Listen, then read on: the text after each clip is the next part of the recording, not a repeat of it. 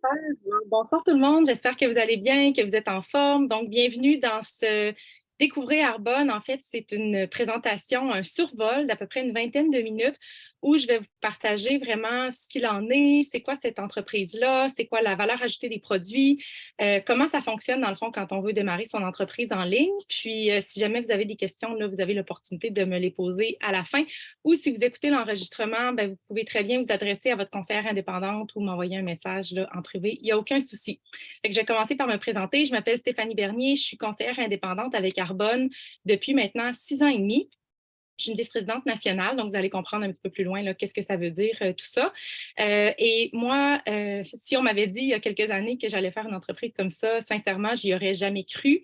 De profession, je suis bromatologue. Ça, c'est la science et technologie des aliments. Fait qu'on pourrait dire la chimie alimentaire. Fait que j'ai quand même un long parcours universitaire là, en sciences.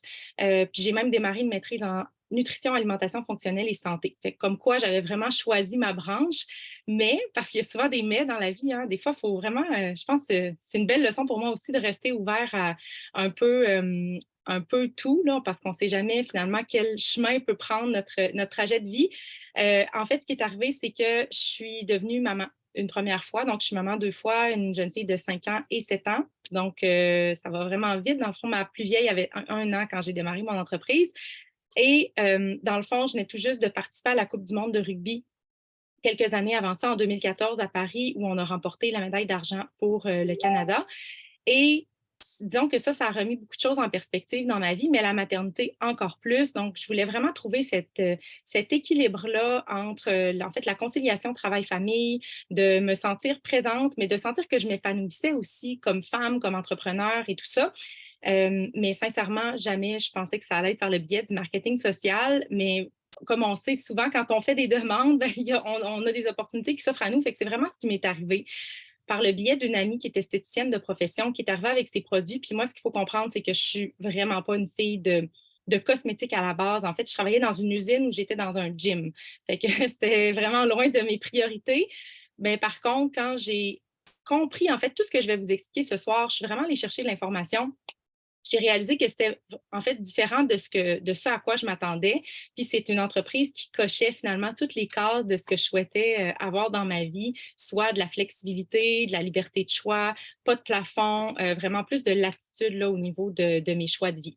Alors, j'entre dans le vif du sujet. Dans le fond, l'entreprise va bientôt célébrer ses 43 ans, donc le 28 janvier prochain. C'est une date marquante pour nous. On va célébrer 43 ans d'enracinement, de recherche et développement, de formulation, d'innovation aussi. On est une entreprise là, qui a toujours mis beaucoup d'emphase sur pas juste les avancements technologiques, mais vraiment être à la page, c'est-à-dire être avant-gardiste dans tout ce qu'on fait. Donc, nous, c'est un Norvégien d'origine qui, lui, travaillait déjà dans le monde du cosmétique, était un peu tanné de voir tout ce qui se faisait, tout le virage un peu moins santé que prenait l'industrie cosmétique, et donc est allé chercher des herboristes, des botanistes pour aller formuler les premiers produits en Suisse. Donc, encore à ce jour, on répond aux standards européens qui sont les plus élevés au monde. Et lui a déménagé toute sa famille aux États-Unis pour faire la mise en marché parce que dans l'Ouest américain, à l'époque, non seulement le santé mieux-être, c'était un petit peu plus en vogue, mais l'industrie du marketing social aussi. Donc, la façon, la commercialisation qu'il avait choisie, c'était davantage, il y avait une ouverture un peu plus grande là, dans l'Ouest américain. Il est resté pendant de nombreuses années aux États-Unis jusqu'à ce qu'il ouvre à l'international. Donc, le premier marché, ça a été le Canada il y a maintenant 17 ans. Donc, en 2006, on a ouvert au Canada.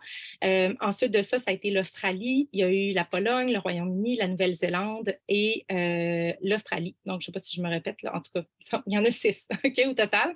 Euh, dans le fond, c'est ça. Lui, il avait cette vision-là, non seulement d'offrir des produits qui étaient purs, sûrs et bénéfiques pour les gens. En 1980, on s'entend, là, on fumait encore dans les salles de classe, dans les hôpitaux, tout ça, fait que c'était vraiment un homme d'avant son temps. Mais il y avait l'objectif aussi de donner plus de pouvoir aux femmes et aux hommes qui allaient décider de joindre le mouvement pour amener des saines habitudes de vie autour d'eux, mais aussi de pouvoir développer une aussi petite ou aussi grande entreprise que ce qu'ils souhaitaient de chez eux. Et ça, c'était vraiment son idée initiale. Puis, comme je dis, là, depuis ce temps-là, on a eu quand même beaucoup d'expansion. Si on revient aux produits, parce que ça, c'était Je dirais que c'était vraiment, en fait, ce qui allait faire pencher la balance pour moi parce que je devais comprendre c'est quoi la valeur ajoutée. Y a-t-il réellement quelque chose qui fait que moi, je vais avoir envie de recommander ces produits-là autour de moi? Fait que la première chose, en fait, c'est notre politique d'ingrédients. Fait que comme je le disais tantôt, on répond encore aux standards européens. Fait que si on fait juste un comparatif très rapide, là, en Europe, c'est à peu près 2000 ingrédients qui sont bannis des formulations, ça, c'est des ingrédients qui sont potentiellement néfastes pour la santé, comme les perturbateurs endocriniens, là, dont on entend heureusement de plus en plus parler. Fait que c'est tout ce qui vient dérégler notre système hormonal. Ici au Canada, Santé Canada en bannit 350 à peu près, là, la dernière fois que j'ai compté.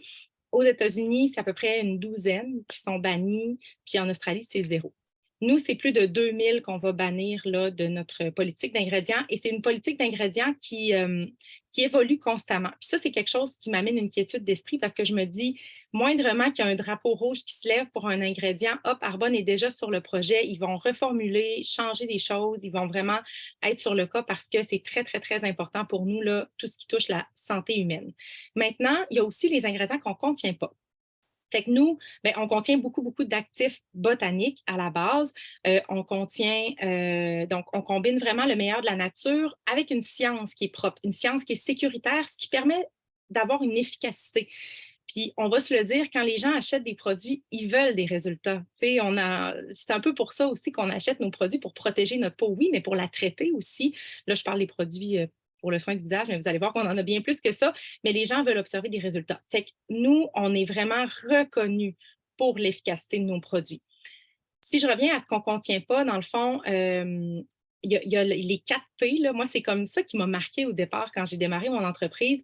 Fait qu'il y a le pétrolatum, dans le fond, qui est issu de l'industrie pétrolière. Fait que ça, dans le fond, c'est le fond du baril. C'est un peu comme de la vaseline. Il peut y avoir des impuretés à l'intérieur. Bref, c'est pas super bon pour la santé de façon générale parce que ça vient boucher les pores de peau. Fait que c'est occlusif pour les pores de peau, alors que la peau, sa fonction première, c'est de respirer, éliminer les toxines. Fait qu'on vient comme l'empêcher un peu de vaquer à sa fonction première.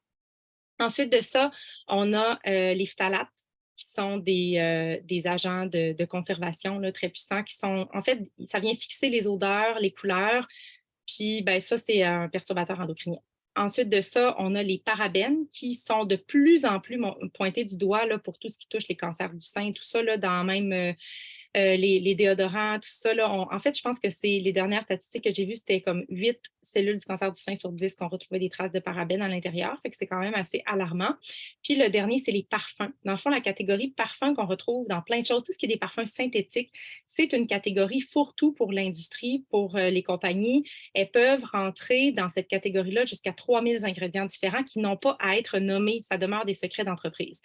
Fait qu'il y a ça aussi qu'il faut savoir. Puis les parfums, c'est l'irritant numéro 1 pour la peau. Fait que, bref, tout ça pour dire qu'au niveau de la politique d'ingrédients, au niveau des produits, là, tout de suite, quand mon ami m'a expliqué tout ça, là, j'ai compris en fait qu'il y avait quelque chose de différent. Fait que qu'est-ce que j'ai fait? Je suis devenue cliente. Fait que j'ai acheté des produits qui étaient sécuritaires pour mes enfants. Je me suis acheté quelques produits, j'approchais la trentaine. Je me disais, si c'est bon pour elle, c'est bon pour moi. Fait que ça a été ça, dans le fond, là, ma première ouverture par rapport aux produits. Ensuite de ça, j'ai vraiment creusé davantage par rapport aux certifications et aux valeurs de l'entreprise. Parce que pour moi, je suis une fille, ben, je pense que tout le monde, on est des gens de valeur. On veut quelque chose qui colle à nos valeurs. Puis dans l'industrie, la profession que j'occupais auparavant, je me sentais vraiment désalignée. En fait, quand je quittais le matin pour aller travailler, c'est comme si je laissais une partie de moi-même à la maison, comme s'il fallait que je fasse abstraction de cette partie de moi. Alors que chez Arbonne, je n'ai pas à faire ça, je n'ai pas à faire de compromis. C'est vraiment tout est vraiment aligné avec la personne que je suis. Puis ça, c'est en fait ce qui fait que je demeure passionnée, même après 6 ans et demi là, avec mon entreprise. Fait que dans le fond, les certifications, on en a plusieurs. En fait, on est végétalien, sans cruauté animale, sans édulcorants, colorants, saveurs artificielles. On est halal, cachère, BSCG, donc Banned Substance Control Group, donc pour les athlètes de haut niveau qui seraient testés, potentiellement testés. Bien, notre gamme pour sportifs, elle convient là, aux athlètes testés. Fait qu'on a toutes ces certifications-là, mais la plus importante, selon moi, puis là, je cherche, j'ai comme pas de produit sur mon bureau, mais c'est pas grave parce que vous allez être capable de trouver ça quelque part. Dans le fond, c'est la certification B Corp. C'est un B qui est encerclé. OK? Ça, ce que ça veut dire, le B, c'est pour Benefit Corporation. Il n'y a pas beaucoup d'entreprises dans le monde qui peuvent se vanter d'avoir une certification comme celle-là. Dans le fond, c'est vraiment les entreprises qui allient parfaitement responsabilité sociale et profit. C'est-à-dire que nous, on va toujours, dans toutes les décisions qu'on va prendre, que ce soit pour les ingrédients, pour les employés, pour les conseillers indépendants, tout ça, il va toujours y avoir plusieurs facteurs autres que le profit qui vont être pris en compte. Donc, on pense au gouvernement d'entreprise, à l'environnement. L'environnement, je pense que c'est pas mal le premier en haut. En fait, c'est la même certification que Patagonia, que vous connaissez peut-être, là, la marque de vêtements de plein air. Donc, nous, on répond aux mêmes critères qu'eux. En fait, c'est eux qui ont initié le mouvement en 2006 pour rendre les entreprises davantage conscientes, davantage engagées envers la durabilité. Depuis 2006, il y a quelques centaines de milliers d'entreprises qui ont apposé leur candidature, donc qui ont voulu avoir cette certification-là parce que c'est très prestigieux et ça témoigne vraiment de notre engagement. 4% ont réussi à l'avoir à ce jour. Donc, c'est très, très, très difficile là, au niveau. Puis moi, j'ai travaillé dans le monde des certifications. En fait, j'ai été responsable d'implanter des certifications dans une usine. Puis je peux dire que celle-ci, là, c'est vraiment le prix Nobel de l'engagement social là, pour toutes les corporations dans le monde. Fait qu'on est super fiers d'avoir ça. Puis là, on vient d'avoir, en fait, on doit être recertifié aux 3 ans environ pour montrer qu'on, c'est pas juste un one-shot deal, puis après ça, on est bon, puis on est bon pour les 10 prochaines années. Non, non, non. On doit, en fait, toujours se fixer des objectifs et constamment s'améliorer. Fait que c'est de l'amélioration continue. Et dans le fond, on va avoir notre résultat sous peu. Là, moi, je le connais déjà, mais vous allez voir ça passer là, lors de notre date anniversaire le 28 janvier prochain. Puis on est vraiment, vraiment fiers de tout ce progrès-là qu'on a fait dans les dernières années. OK, maintenant, comment ça fonctionne? J'ai le goût de faire une petite parenthèse sur le marketing social, juste parce que c'est encore une industrie où on doit parfois expliquer un petit peu c'est quoi exactement. Moi, j'étais extrêmement sceptique au départ, avec raison, puis je comprends encore qu'il y ait du scepticisme autour de ça, là, dans le sens où c'est pas quelque chose, ben, quoique maintenant c'est enseigné dans les plus grandes universités dans le monde, Harvard puis tout ça, mais ça l'était pas nécessairement à mon époque à moi. Donc, c'est un modèle d'affaires, en fait, qui est basé sur la recommandation, sur le bouche à oreille. Puis aujourd'hui, quand on regarde où toutes les entreprises s'en vont, c'est exactement ça. On appelle ça en anglais le affiliate marketing ou marketing social ou marketing d'influence. Fait que même les entreprises traditionnelles utilisent cette méthode de commercialisation, de distribution-là en ayant recours, dans le fond, aux consommateurs qui aiment les produits. Okay? Fait que c'est plus juste le marketing social qui fait appel à ça, mais vraiment toutes les entreprises ou presque dans le monde se basent là-dessus parce que c'est la meilleure façon de commercialiser un produit. En fait, on parle de 92% des consommateurs qui vont faire confiance à leur entourage, à leurs proches pour consommer un bien, un service, un produit. Puis, je veux dire, quand on parle de, je sais pas moi, un livre, un resto, n'importe quoi, on a toujours tendance à faire confiance aux gens autour de nous. Fait que c'est vraiment sur ça que le modèle est basé. Et même s'il y a eu peut-être des petits accrochages dans les années 70-80 quand le modèle est en train de se peaufiner, aujourd'hui, le modèle est vraiment, en tout cas du moins avec Arbonne, je sais que chaque entreprise est différente, mais avec Arbonne, on est vraiment très, très fiers là, non seulement du plan de compensation qu'on a établi, mais de la façon qu'on distribue. C'est très professionnel. En tout cas, moi, c'est une des raisons pourquoi j'ai choisi cette entreprise-là. Là, je trouve que la façon dont on commercialise le produit est vraiment à l'image des produits, dans le fond, de qualité professionnelle et tout ça. Puis dans le fond, le marketing social, puis surtout l'industrie, l'entreprise de laquelle je parle aujourd'hui, c'est à la jonction des deux plus fortes, en fait, des deux industries qui connaissent la plus forte croissance à ce jour. On parle du e-commerce, donc tout ce qui est du commerce en ligne. Fait qu'aujourd'hui, on parle à n'importe quel nouvel entrepreneur, c'est essentiel qu'il y ait une présence en ligne. Okay? Fait que le e-commerce, on parle de 4,5 000 milliards de revenus annuels de chiffre d'affaires comme ça. Et l'autre, c'est le santé mieux-être. Parce que les gens veulent être en santé. Les gens de plus en plus sont conscients, ils lisent les étiquettes, ils veulent faire des meilleurs choix, ils veulent vivre plus longtemps. Ils veulent non seulement vivre plus longtemps, mais en santé plus longtemps. Fait que nous, on est à la jonction des deux. Alors, au niveau du positionnement de l'entreprise, on ne pourrait pas s'imaginer mieux, d'autant plus avec toutes les valeurs puis la conscience sociale dont je parlais tantôt, là, on est pile poil avec ce que les gens recherchent aujourd'hui. Comment ça fonctionne maintenant quand on décide de démarrer notre entreprise en ligne? Nous, dans le fond, de la façon qu'on peut le voir, là, c'est vraiment une entreprise dans une entreprise. OK? Ce qui fait que tout ce qui est un peu des risques qu'on peut avoir à démarrer une entreprise traditionnelle, nous, on ne connaît pas ça. Puis moi, c'est un peu ce qui m'a convaincue au départ parce que je me disais, j'ai un bébé d'un an, je me vois difficilement aller emprunter 50 000, 100 000 à la banque pour démarrer mon entreprise traditionnelle, pour après ça être un peu esclave de ma corporation, ne pas savoir. Bref, ça ne cadrait pas trop avec le mode de vie que je voulais avoir. Par contre, là, OK, je ne m'occupe pas des formulations, je ne m'occupe pas de la logistique, je ne m'occupe pas du shipping. OK, moi, le seul rôle que j'ai à jouer, c'est d'être une ambassadrice des produits, une ambassadrice des saines habitudes de vie, de propager la bonne nouvelle autour de moi. Puis, les gens peuvent commander eux-mêmes via leur site web. C'est un peu comme Amazon, mais avec le contact humain. Dans le fond, nous, avec la recommandation qu'on est capable de leur donner. Fait que c'est vraiment, en fait, avantageux pour tout le monde. C'est avantageux pour le consommateur qui reçoit sa boîte, sa livraison très rapidement, parle à peu près 48 à 72 heures là, chez Arbonne. Mais c'est avantageux aussi pour le fabricant qui, lui, repose encore une fois sur une façon de distribuer un produit qui est reconnu maintenant dans le monde.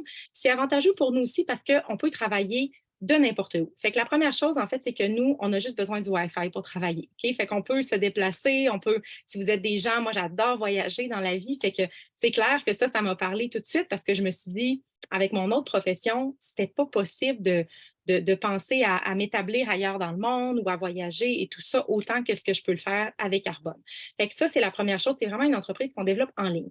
On a l'opportunité, si on veut, de faire des choses en présentiel. Moi, j'en ai fait là, dans mes premières années. C'est sûr qu'avec la pandémie, dans les dernières années, on est allé beaucoup plus dans le virtuel, mais là, on revient tranquillement avec un bel équilibre des deux. En fait, on offre l'opportunité. Les gens décident de développer l'entreprise de la façon qu'ils souhaitent. Jamais quelqu'un va vous dire tu dois faire ça, ça, ça, ça, ça. Au contraire, c'est qu'est-ce qui t'énergise, c'est quelle couleur tu veux amener à ton entreprise, de quelle façon tu as envie de développer. Il y en a qui développent que sur les réseaux sociaux. Il y en a qui ne développent pas du tout sur les réseaux sociaux. Et pourtant, dans les deux cas, les gens peuvent se rendre au sommet de l'entreprise. OK? Fait qu'il n'y a pas une façon qui est à privilégier plus qu'une autre. On a plein de plateformes différentes, on a plein d'outils différents qu'on peut utiliser. Après ça, c'est à nous de voir comment on veut développer tout ça. Puis c'est clair que nous, on a un système de succès qui a fait ses preuves. On a des gens qui sont passés avant vous, qui ont eu du succès avant vous. On est là vraiment pour vous accompagner, pour vous montrer, en fait, en fonction de vos objectifs, qu'est-ce que vous avez le goût d'atteindre. Puis nous, on va être là pour vous appuyer, pour vous conseiller, pour vous supporter finalement là, dans votre aventure entrepreneuriale. Ensuite de ça, le plan de rémunération en terminant, dans le fond, c'est très simple. Puis moi, c'est quelque chose que j'étais vraiment, vraiment contente. Là. Il y a seulement 4 niveaux de gérance différents chez Arbonne. Fait que quand on démarre, on est conseiller indépendant. Fait que dans le fond, tous les conseillers de tous les niveaux demeurent des conseillers indépendants pour toute leur carrière avec Arbonne. Et ça, dans le fond, ben, qu'est-ce que ça donne après ma barre? Ça donne un rabais de 35 à 45 sur toutes vos commandes. Ça donne aussi beaucoup d'avantages fiscaux. Fait que ça, c'est quelque chose, puis c'est d'ailleurs la raison pour laquelle on a beaucoup de comptables et tout ça dans l'équipe, parce que les gens qui comprennent les chiffres voient l'avantage au plan fiscal. Parce que de toute façon, on va continuer à se laver les cheveux, on va continuer à peut-être utiliser des greens, des protéines, un soin pour le visage et tout ça. Fait qu'aussi bien rendre ça comme une dépense d'entreprise, puis que ça devienne finalement une déduction fiscale.